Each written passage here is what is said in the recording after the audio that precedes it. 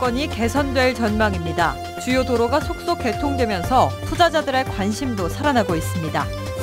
문재인 정부의 치매 국가 책임 공약으로 치매 안심센터가 곳곳에 설치됩니다. 초고령 사회인 전남 지역의 준비 상황을 점검해봤습니다. 순천 출신의 시민운동가인 안병옥 씨가 환경부 차관에 발탁됐습니다. 기후환경 분야의 전문가이자 환경운동을 이끌어온 인물로 평가됩니다. 국제도로사이클 대회가 여수에서 열립니다. 트루드 코리아 2017 대회가 오는 17일 여수를 출발해 전국 레이스에 돌입합니다. 여러분 안녕하십니까? 계속해서 전남 동부권 소식입니다. 여수 화양지구에 이르는 간선도로가 잇따라 개통되면서 화양지구 투자에 청신호가 켜졌습니다. 열악한 교통망이 개선되면서 국내 업체뿐만 아니라 중국도 다양한 관광 사업을 통해 높은 관심을 보이고 있습니다. 김종태 기자입니다. 여수 화양면에서 나진을 거쳐 소라에 이르는 22호선 지방도 확포장 공사. 공정률 82%로 내년까지 공사가 완료되면 여수공항에서 화양까지 자동차로 20분이면 가능합니다. 화양지구 내 교통망도 확충됐습니다. 화양면 이목리에서 안포리를 지나 장수리까지 8.4km의 도로가 착공 5년여 만에 개통됐습니다. 여기에 고흥과 화양을 거쳐 여수로 잇는 연육 연두교도 공사가 한차입니다. 동서남북으로 화양지구에 이르는 간선도로가 잇따라 들어섬에 따라 관광 투자에 청신호가 켜졌습니다. 화양지구 내 주식회사 일상해양산업 측이 334실 규모의 콘도 건설에 나서는가 하면 콘도 주변에 각종 유락시설에 나설 계획입니다. 기존 골프장 18홀에 9홀을 추가로 확대하고 5성급 호텔 건립도 긍정적으로 검토하고 있습니다. 그 화양지구 인근에 도로가 연이어서 개통됨에 따라서 천혜 해안 경관을 토대로 콘도와 골프장 확충에 적극 나서서 지역 관광 활성화에 기여할 계획입니다. 10여 곳의 중국 부동산 기업들도 주춤했던 화양지구 투자에 적극성을 보이기 시작했습니다. 천혜의 해안 경관을 지녔으면서도 그동안 열악한 교통망을 이유로 투자를 꺼려왔던 문제가 다소 해소되고 있기 때문입니다. 화양지구 투자 여건은 대폭 개선됨에 따라 국제 공모 당시 투자 의향을 보였던 투자자들을 상대로 개발 여건 변화를 적극 설명하여 투자 유치에 박차를 가할 계획입니다. 860만 제곱미터 이르는 넓은 부지에 복합 관광단지 개발이 추진되고 있는 여수 화양지구. 교통 여건 개선으로 국내외 투자 열기가 다시 달아오르고 있습니다. MBC 뉴스 김종태입니다. 치매를 국가가 책임지겠다는 문재인 대통령의 공약에 따라 도내 각 지역에서도 치매 안심센터가 설치될 전망입니다. 전국 최고 수준의 치매 유병률을 보이고 있는 전남의 경우도 인력과 장소 등이 시급한 과제가 되고 있습니다. 보도에 문영철 기자입니다. 국회 시정연설에 나선 문재인 대통령은 치매 국가 책임제 추진 의지를 다시 한번 밝혔습니다. 어르신들도 가족들도 그 고통을 혼자 감당해서는 안 됩니다. 치매 국가 책임제 하루라도 빨리 시작해야 합니다. 이 공약의 핵심은 전국 모든 지자체에 치매 안심센터를 설립하는 겁니다. 추경 예산안이 국회를 통과할 경우 올해 전남 지역에 투입될 사업비는 190여억 원.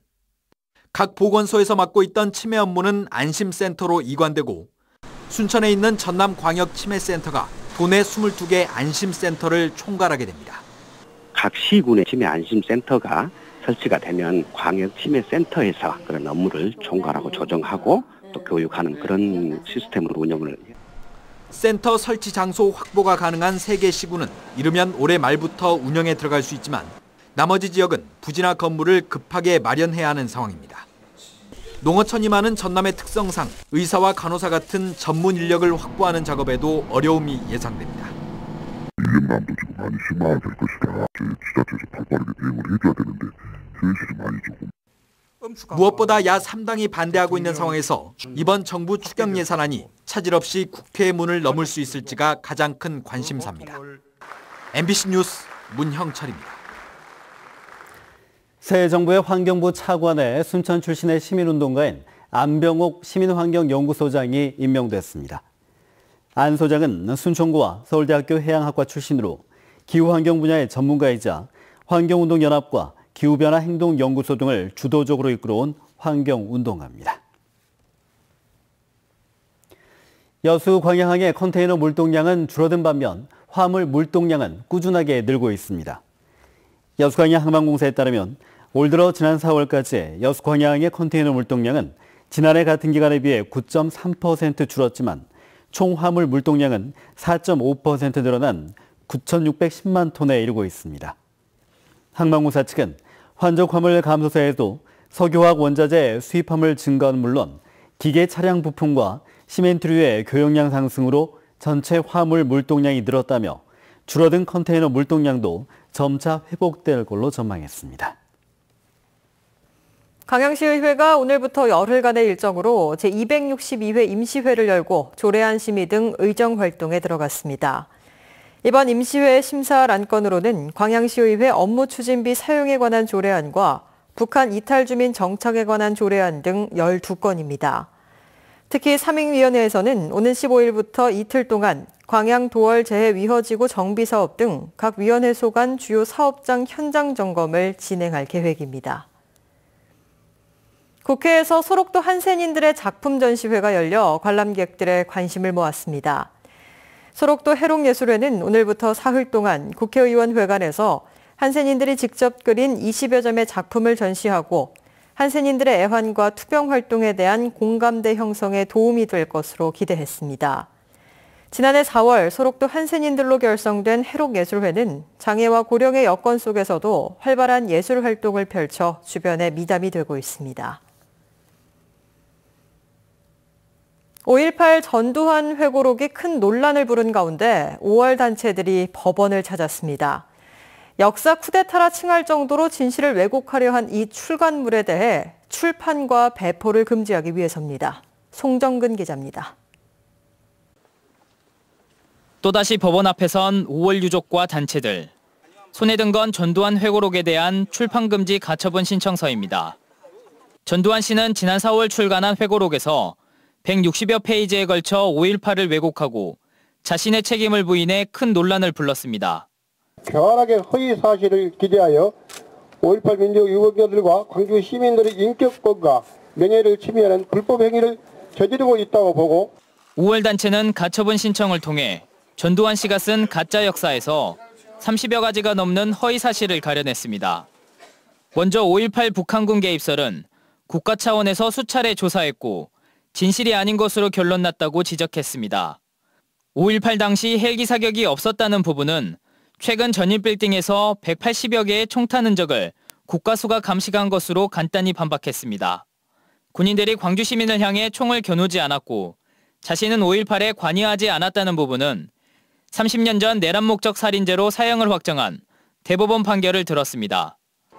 5월 단체는 전두환 씨가 5.18 당시 북한군 개입설에 대해 금시초문이라는 입장을 밝힌 지 1년도 지나지 않은 시점에서 자신의 회고록에 왜곡 세력의 주장을 집대성했다고 말했습니다.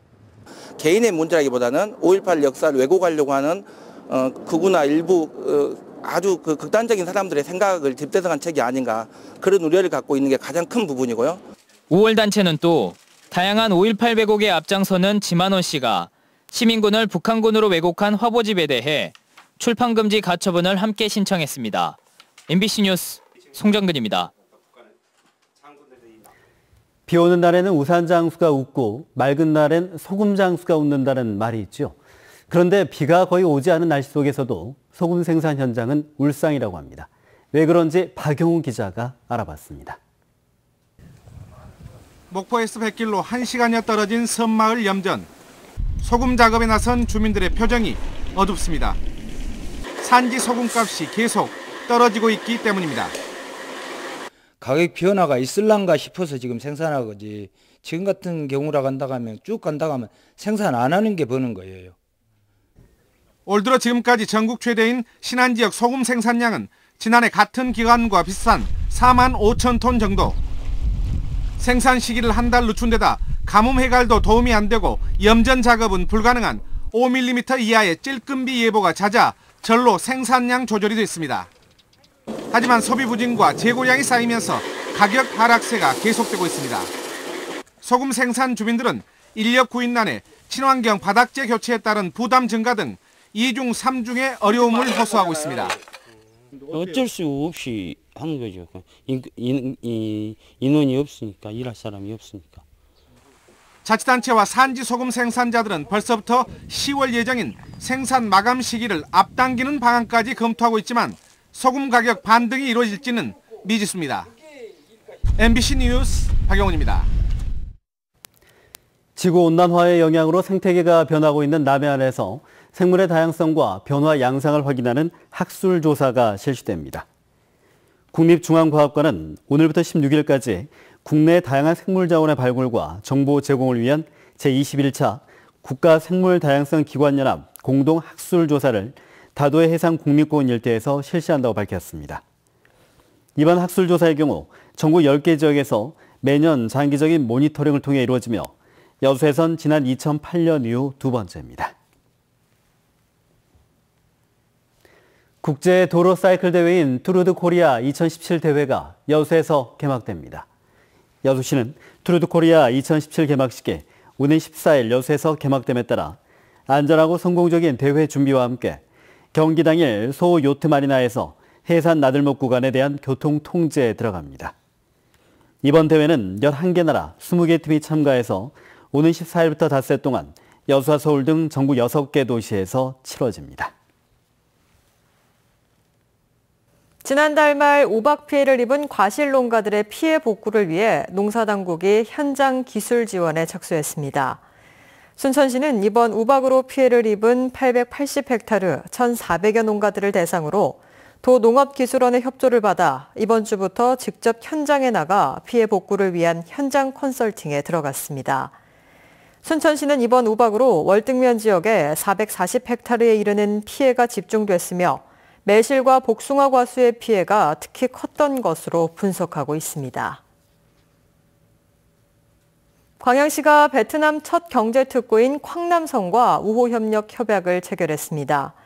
광양시는 최근 베트남을 직접 방문한 자리에서 쾅남성과 우호협력 도시 협약을 체결하고 경제 항만 분야 교류 협력 활성화와 다양한 업종의 투자 확대를 약속했습니다. 쾅남성은 인구 150만 명의 베트남 중부 항구 도시이며 이번 협약 체결로 광양시의 자매 우호 도시는 9개국 17개 도시로 늘었습니다. 고흥군이 지속적인 가뭄으로 산불 발생 우려가 커지면서 대책 마련에 나섰습니다.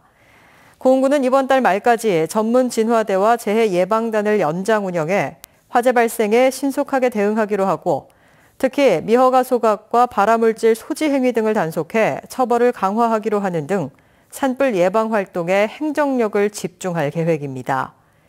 올해 상반기까지 고흥군 관내에서는 5천여 제곱미터의 산지가 불에 탔으며 대부분 소각 행위로 화재가 발생해 주민들의 주의가 요구되고 있습니다.